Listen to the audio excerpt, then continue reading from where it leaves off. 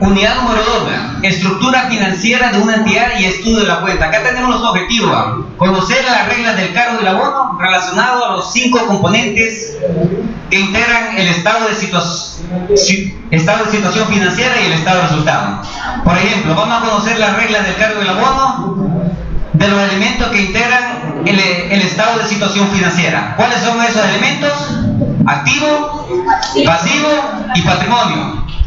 A la vez vamos a conocer los elementos que integran el estado de resultado. ¿Cuáles son esos dos elementos? Ingresos y gastos. Entonces, básicamente la contabilidad se resume en el conocimiento y entendimiento de cuándo cargar y abonar cada uno de esos 5 componentes. Por eso es importante de antemano conocer a estas alturas qué es el activo, ¿verdad?, qué es el pasivo, qué es el patrimonio. Por poner un ejemplo, ¿qué es el activo? El activo son todos los bienes y derechos que posee una entidad. Una entidad, indistintamente cómo haya sido financiado. Cuando nos referimos a pasivo, nos referimos a las obligaciones de corto o largo plazo que tenga una empresa. Y el patrimonio es la diferencia entre activo menos pasivo. Por el lado de los componentes que integran, digamos, el estado de resultado, comentamos de que se integra por los ingresos y los gastos, ¿verdad? ¿Qué son los ingresos? Son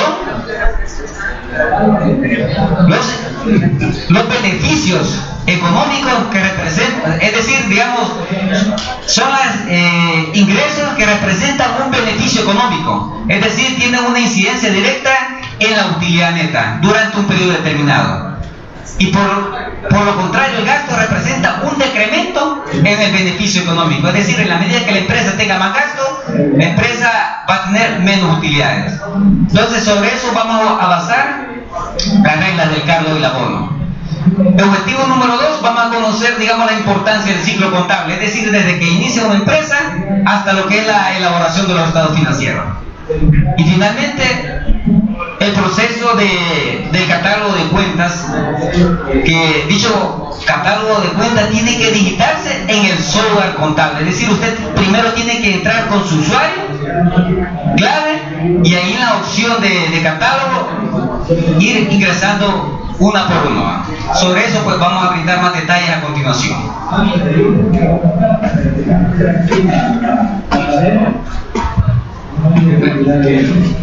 Analicemos en qué consiste el método de registro.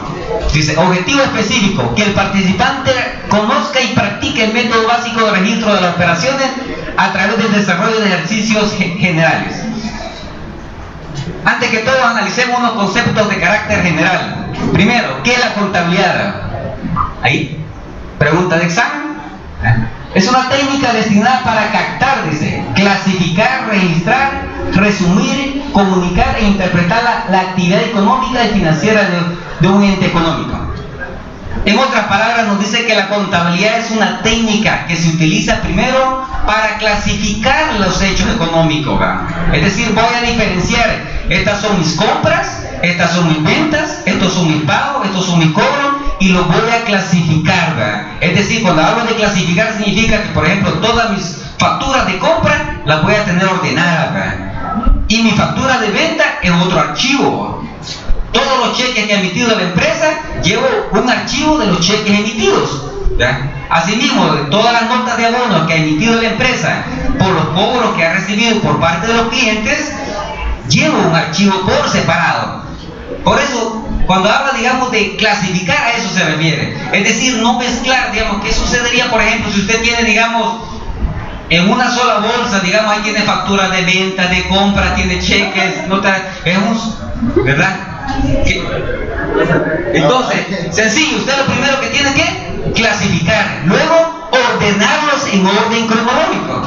Por ejemplo, si usted va a procesar las ventas, las ventas del día primero de X mes. Luego se van a procesar las ventas del día 2. Posteriormente las ventas del día 3 y así sucesivamente. Es decir, por eso dice en orden cronológico. Si vamos a procesar los cheques, si ya tengo ordenados los cheques, voy a procesar el cheque número 1 de la cuenta corriente número X. Luego el cheque número 2 de la cuenta corriente número X. No tiene que ser de la cuenta corriente número Y. Recordemos que en las cuentas bancarias pueden haber diferentes números de cuenta bancaria. Entonces, a eso se refiere cuando hablamos de clasificar y ordenar. Entonces, si tenemos identificados los hechos económicos y los ordenamos, eso va a ser sencillo, porque lo demás, todo es repetitivo, ¿verdad? Así como usted registró una compra, casi va a mantener la misma consistencia con respecto al registro de la siguiente compra, ¿verdad? Entonces, después que hemos hecho ese registro, se genera la información financiera. ¿Sí? Se genera la información financiera a través de los estados financieros, valga la redundancia. ¿Cuáles son? Estado de situación financiera, estado de resultado, estado de flujo efectivo, estado de cambio del patrimonio y las notas explicativas de cada uno de ellos. Ahí estamos dando respuesta que a esos elementos es un conjunto completo de estados financieros, que fue una de las preguntas del parcial. Cuando nos referimos a un conjunto completo de estados financieros, nos referimos a la información financiera que produce la contabilidad. Y la contabilidad misma sirve a través del análisis que hacen los usuarios de la información financiera, que conocemos quiénes son, los accionistas, los proveedores, los acreedores financieros, los clientes, etcétera, sirve para la toma de decisiones. Entonces, eso es contabilidad. Contabilidad no es una ciencia matemática o que tenga que sacarle la raíz cuadrada, eso no, a una operación, ¿verdad? Sino que son operaciones sencillas. Aquí vamos a hablar de sumar, restar, multiplicar, dividir. En el peor de esas 4 operaciones básicas, ¿verdad? No vamos a hablar de acá elevarle la base al cubo, por ejemplo, y eso, no, sencillo, contabilidad. Sobre esas operaciones básicas vamos a avanzar la contabilidad. Entonces, después de haber definido el concepto, o en otras palabras, haber hecho un pequeño repaso de lo que ya hemos estado analizando en otras clases, ¿verdad? Para el método de registro vamos a utilizar un concepto que se llama cuenta. Según el slide, ¿qué dice que es cuenta? Es el nombre que se utiliza para registrar en forma ordenada las operaciones que diariamente realiza una entidad. Ejemplo, bancos, comerciales, anticipo o empleados. Sencillo, ¿qué es una cuenta? La cuenta es el nombre que le vamos a dar a una operación, ¿verdad?, para controlar operaciones homogéneas, operaciones de igual naturaleza. Por ejemplo, el efectivo. Si necesito llevar el control del efectivo, es decir, necesito llevar el control de entradas, salidas y su saldo, entonces lo más lógico que esa cuenta la voy a dominar bancos, efectivo o caja, según las circunstancias, porque necesito llevar el control de las entradas, salidas y su saldo. Pero por otra parte, por ejemplo, si la empresa realiza ventas al crédito, la empresa realiza ventas al crédito, entonces lo primero que se deriva, digamos, en mi pensamiento, ¿cómo voy a controlar esas cuentas por cobrar? Podría hacerse uno de esas preguntas, ¿de acuerdo? ¿Cómo controlo las ventas al crédito, los aumentos de las ventas al crédito? ¿Cómo voy a controlar esas disminuciones que se van a dar cuando el cliente me pague? ¿Y cómo voy a controlar el saldo que tengo por cobrar a los clientes? Entonces surge la pregunta, ¿cómo voy a denominar esa cuenta? Cuenta por cobrar, ¿sí? Sencillo. Es decir, que de la misma operación se deriva el nombre de la cuenta. Cuenta por cobrar. Otro ejemplo, usted está comprando vehículos para mejorar la distribución de la logística, digamos, la distribución del producto. Usted compra vehículos durante el año, 2 vehículos, un ejemplo. ¿Cómo podríamos denominar esa cuenta para controlar esos vehículos? ¿Cómo? Mobiliario de equipo, dice Stephanie. ¿Otra propuesta? ¿Cómo? Vehículo. Exacto, vehículo. Si ustedes observan, de la misma operación sacamos el nombre. ¿Qué estamos comprando? Vehículos. Necesitamos tener el control de cuántos vehículos tiene la empresa. Necesitamos tener el control de las ventas que haga la empresa de ese vehículo en caso así eventual. E incluso la existencia de esos vehículos. Otro ejemplo. Compramos mercadería al crédito. Bueno, necesito llevar un control de mis cuentas, perdón, de mi compra. ¿Sí? Entonces, ¿cómo voy a llamar el nombre de la cuenta? Compras. Ahí voy a ir acumulando todas mis compras. ¿Sí? Y de igual forma, como también necesito llevar un control de mis obligaciones con respecto a los proveedores, entonces voy a llevar otro Cardex que se le va a denominar cuenta por pagar. En otras palabras, cuando nos estamos refiriendo a cuentas, es como un Cardex. ¿Se recuerdan ustedes de los Cardex? De las entradas y salidas de inventario. Antes existía una figura de Cardex cuando no existían, digamos, los sistemas automatizados. Y ahí llevaban el control de las entradas y salidas de los diferentes artículos que tenía X o Y empresa. Y llevaban allí en su archivero, llevaban una tarjeta, en otras palabras, una tarjeta por cada artículo. Entonces lo mismo vamos a hacer acá. No vamos a confundir la tarjeta, por ejemplo, del control de los martillos con el control de los focos. Entonces el control de los focos tiene un Cardex. El control de los martillos tiene otro Cardex. ¿Sí? Y todo va a estar en función de si aumenta o disminuye y cuál es su existencia. ¿Sí? Esos conceptos son los que vamos a utilizar aquí. Bueno, la cuenta aumenta. Claro, eso va a depender de qué. Si estoy comprando, digamos, más mercadería al crédito, ¿qué aumenta? Bueno, aumenta mis compras. También aumenta mi cuenta por pagar. ¿Sí? Y si vendo mercadería al crédito, si estoy vendiendo mercadería al crédito, ¿qué aumentan? Aumentan las ventas y aumentan las cuentas por cobrar. Ya vamos a analizar el por qué siempre hablamos de al menos 2 cuentas, porque ese es uno de los principios básicos de la contabilidad.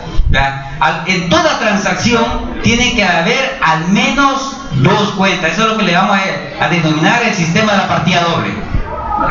Entonces, este concepto, cuenta y qué cuenta, podría a alguien parecerle extraño, que difícil es este término. No, sencillo, es como el Cardex, donde vamos a llevar el control de las entradas y salidas de esos valores, de los 5 componentes. No, es importante. Cuando hablamos de las cuentas, esas cuentas las vamos a aplicar a los 5 componentes, del cual ya explicamos anteriormente: de activo, pasivo, patrimonio, ingresos y gastos. ¿Vamos bien? Ok. Analicemos el esquema de cuenta T. Hay diferentes formas de explicar las reglas del cargo y el abono. Generalmente se utiliza el esquema de cuenta T porque es más común y es más sencillo. Dice, es la forma más simple para iniciar el aprendizaje de los registros contables. Las partes de la cuenta T son, dice, nombre completo de la cuenta. Número 2, el debe, el lado izquierdo para registrar los cargos, el haber, el lado derecho para registrar los abonos. Bueno, ahí tenemos el ejemplo. Importante mencionar que este esquema, esta T que está en esa diapositiva, es aplicable a los 5 componentes. Es decir, que esta T es de carácter general. ¿Por qué? Porque se aplica tanto a los activos, a las cuentas de activo, pasivo, patrimonio, ingresos y gastos. ¿Sí? Esta T, repito, es de carácter general. Entonces, antes de entrar al estudio de ella, quiero mencionar de antemano de que acá vamos a aprender diferentes términos contables. ¿Verdad? Por ejemplo, ¿qué es el debe? ¿Qué es el haber? Es un término nuevo para mí. Pero simplemente es como una especie de codificación. Es como una especie, digamos, de nomenclatura, y que tenemos que de alguna u otra manera saber qué significa el debe, saber qué significa el haber.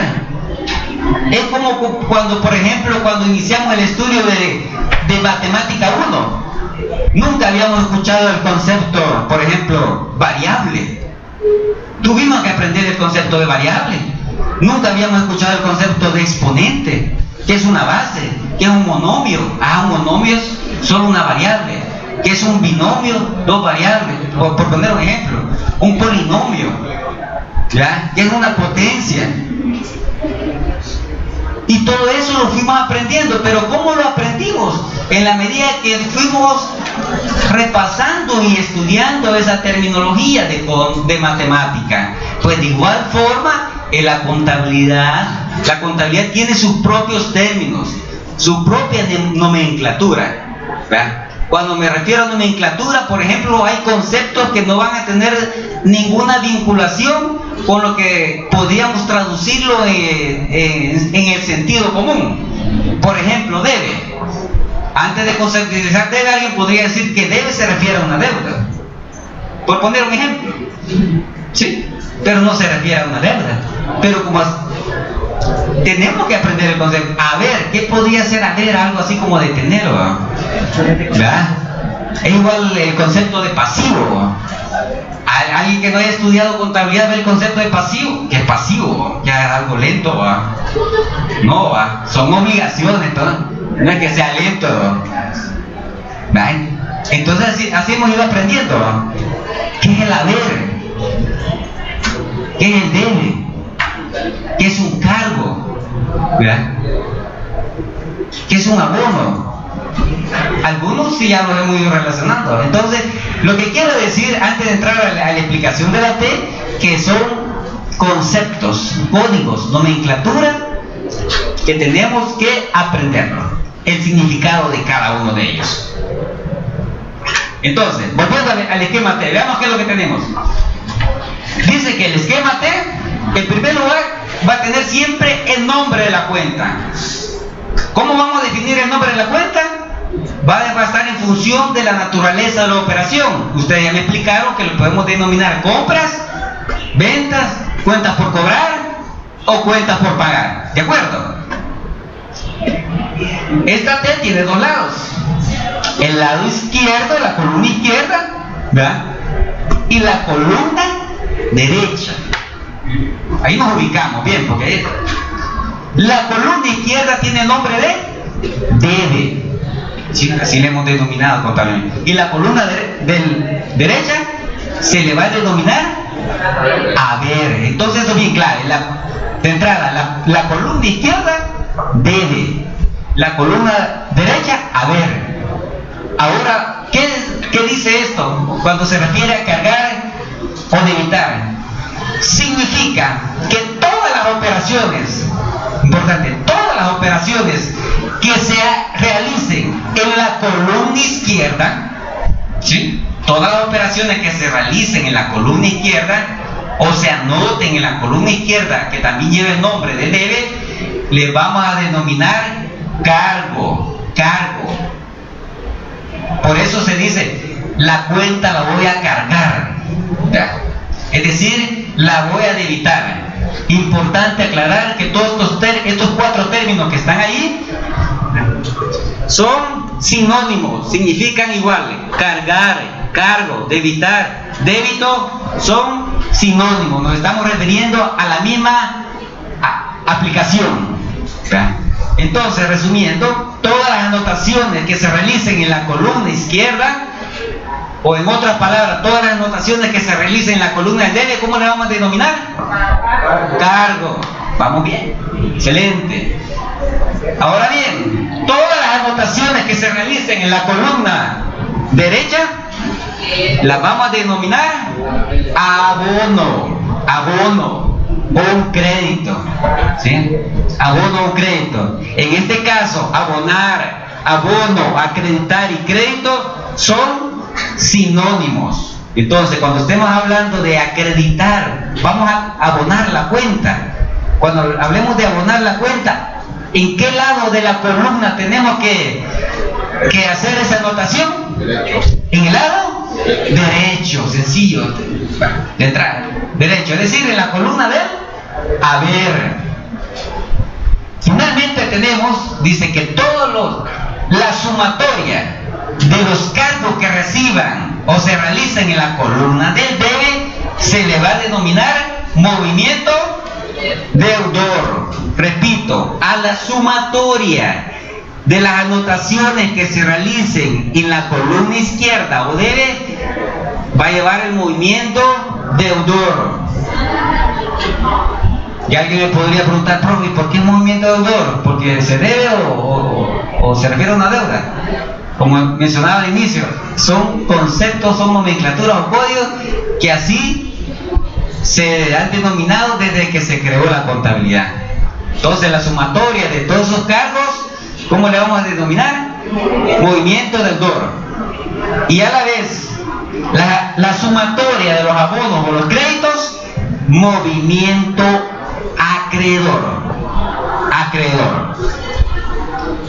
Entonces, el movimiento acreedor va a ser la sumatoria de todas las anotaciones que se realicen en la columna del haber. Sí, en la columna del haber. Finalmente tenemos lo siguiente, dice, si el movimiento es deudor, es decir, la suma que se estableció en la columna izquierda es mayor que el movimiento acreedor, que es la suma que se estableció en la columna derecha, esa diferencia va a llevar el nombre de saldo deudor. ¿Por qué? Porque predomina el movimiento deudor sobre el acreedor, o viceversa. Si el movimiento acreedor es mayor que el movimiento deudor, la cuenta tendrá un saldo acreedor. ¿Sí? Repito, si el movimiento deudor es mayor que el acreedor, tendrá la cuenta un saldo deudor, porque predomina el movimiento deudor. Sin embargo, si predomina o es mayor el movimiento acreedor que el deudor, la cuenta tendrá saldo acreedor. Entonces, el estudio de esta cuenta T se va a aplicar a los 5 componentes. Ya vamos a analizar o diferenciar cada uno de ellos, que es el que viene en las siguientes diapositivas.